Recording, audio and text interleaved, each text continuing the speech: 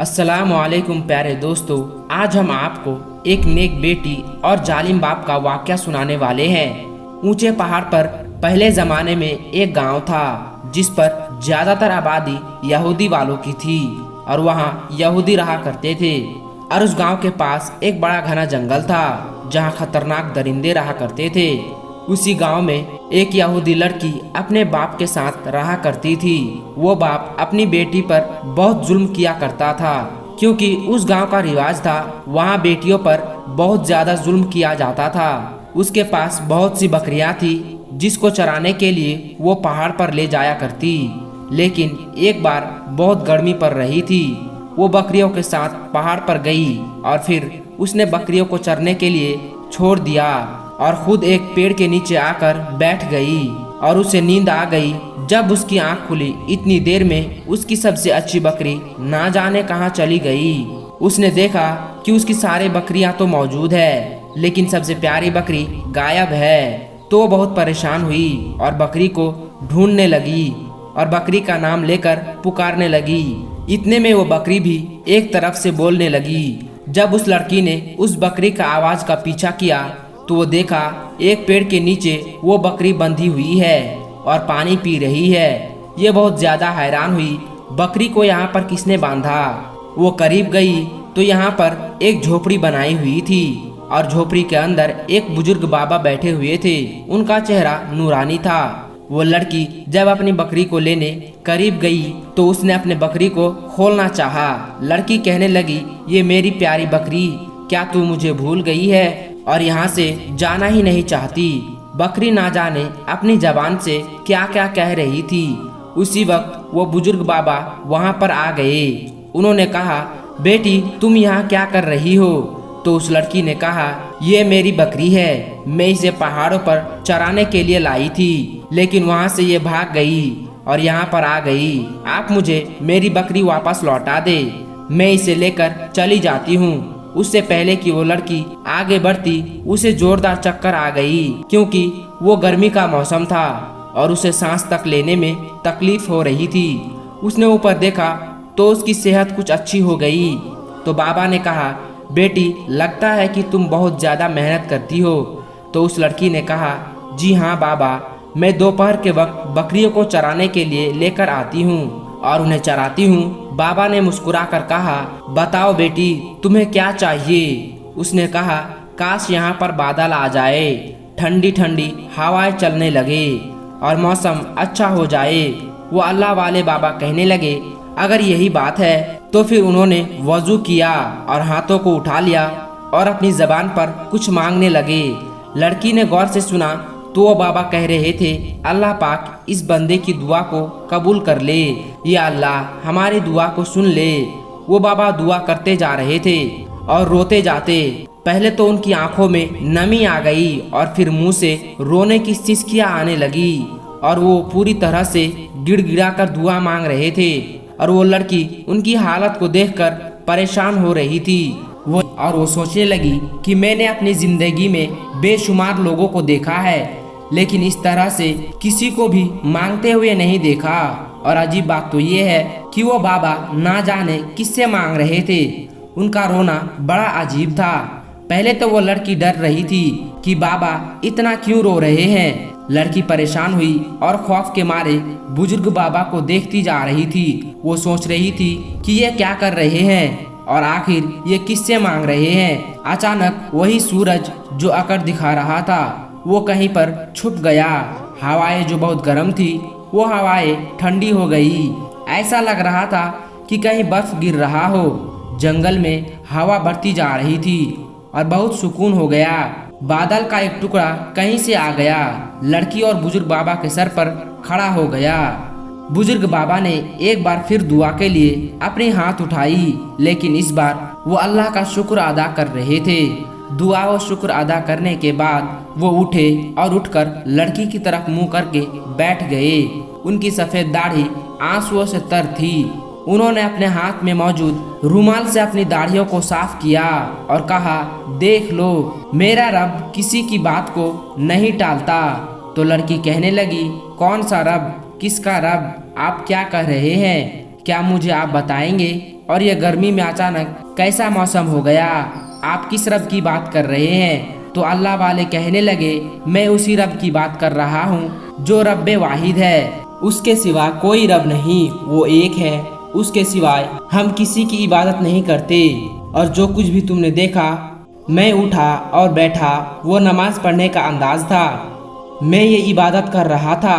मैंने 2 रकात नफल नमाज अदा की और उसके बाद मैंने दुआ के लिए हाथ उठाई। मैं उससे मांग रहा था और देखो उसने मेरी दुआ किस तरह से सुन ली। तो वो लड़की कहने लगी, ये तो अजीब माजरा है, मैंने देखा है। आप मुझे बताइए कि आप अपने रब को कैसे मनाते हैं, वो कैसे आपका दुआ सुनता है। अल्लाह वाले मुस्कुराए और कहने लगे, ये बात मैंने अपने माँ से सीखी है।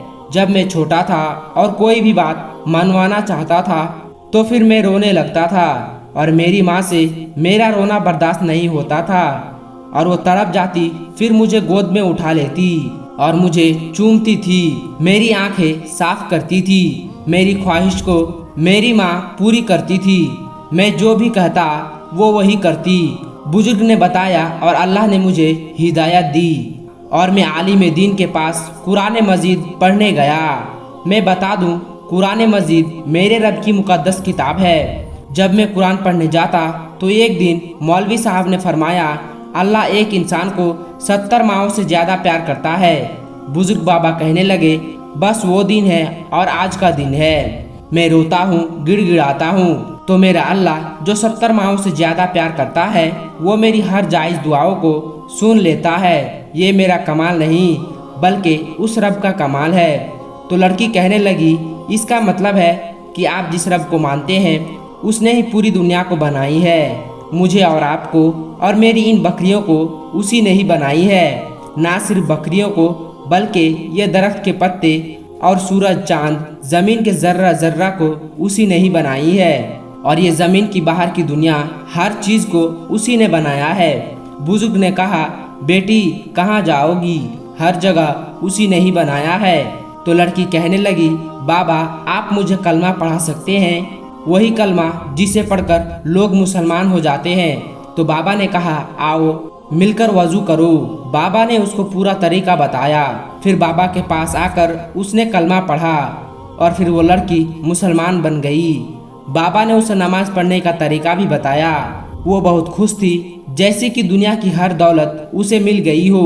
लेकिन यहाँ पर तो वो लड़की बहुत खुश थी, मगर घर पर उसका बाप बड़ा सा डंडा लिए खड़ा था। लड़की ने अपनी बकरियों को लिया और घर आ गई। बाप ने पूछा, तुम कहाँ से आ रही हो? लड़की ने अपने बाप से कहा, अब्बू जंगल में बकरी चली गई थी तो मैं उसे फौरन ढूंढ कर ले आया। बाप लड़की के करीब आया और उसे जोर जोर से मारने लगा। जब उस डंडे से उस लड़की को मार लगती तो वह तड़प जाती, तो उसका बाप उसे और भी ज्यादा मारता। उसका वो जालिम बाप उसे और भी मारता जा रहा था, यहाँ तक कि वो लड़की बेहोश होकर जमीन पर गिर गई। वो वहाँ पर पड़ी रही। जब उसे होश आया तो उसके जिस्म में इतनी भी ताकत नहीं थी कि वो उठ सके कि अचानक उसके जहन में वो बुजुर्ग बाबा आ गए। ऐसा लग रहा था कि बुजुर्ग बाबा उससे कह रहे हैं, मेरी प्यारी बेटी उठो, वजू करो और नमाज पढ़ो।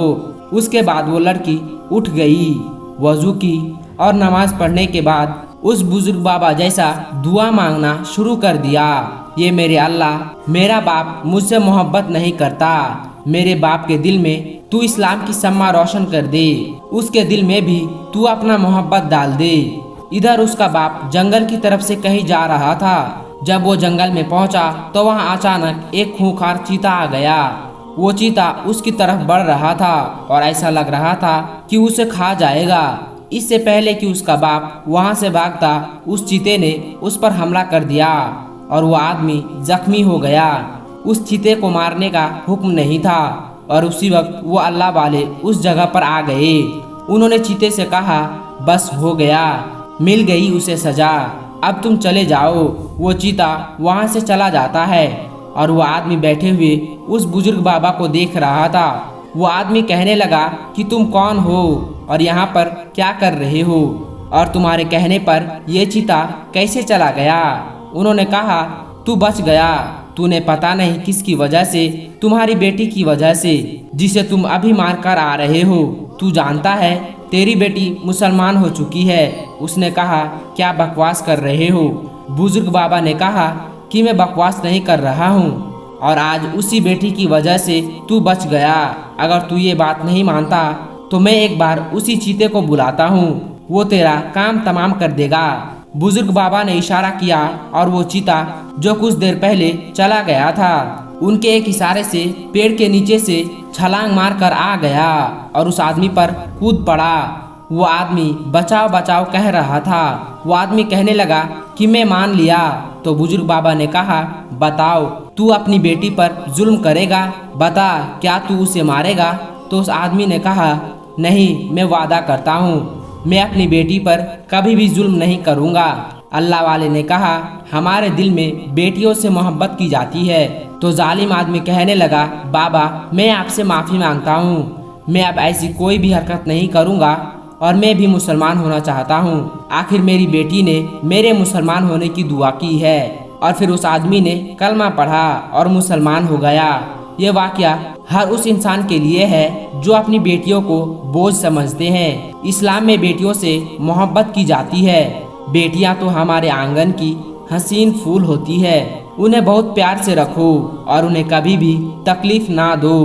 आखिर में अल्लाह तबारक व तआला से दुआ है कि अल्लाह ताला हमें इन पर अमल करने की तौफीक अता फरमाए। आमीन सुम्मा आमीन। दोस्तों, आज की इस वीडियो में बस इतना ही। अगर आपको ये वीडियो जरा सी भी अच्छी लगी हो तो इस वीडियो को एक लाइक करके हमारे चैनल को सब्सक्राइब जरूर कर लीजिएगा। और हाँ दोस्तों, इस वीडियो को शेयर करना मत भूलिएगा, क्योंकि हदीस पाक में वाज़े तौर पर यह बताई गई है कि दीन इस्लाम की बातों को दूसरों तक पहुंचाना सदका ये जारिया है। और आपकी इस नेक काम से बहुत सारे लोगों को अच्छी बातें मालूम हो जाएगी। इसलिए इस वीडियो को शेयर करके इस नेक काम में हिस्सा जरूर ले। मिलते हैं एक और ऐसी वीडियो के साथ, तब तक के लिए खुदा हाफिज। अस्सलामु अलैकुम वरहमतुल्लाहि वबरकातुहू।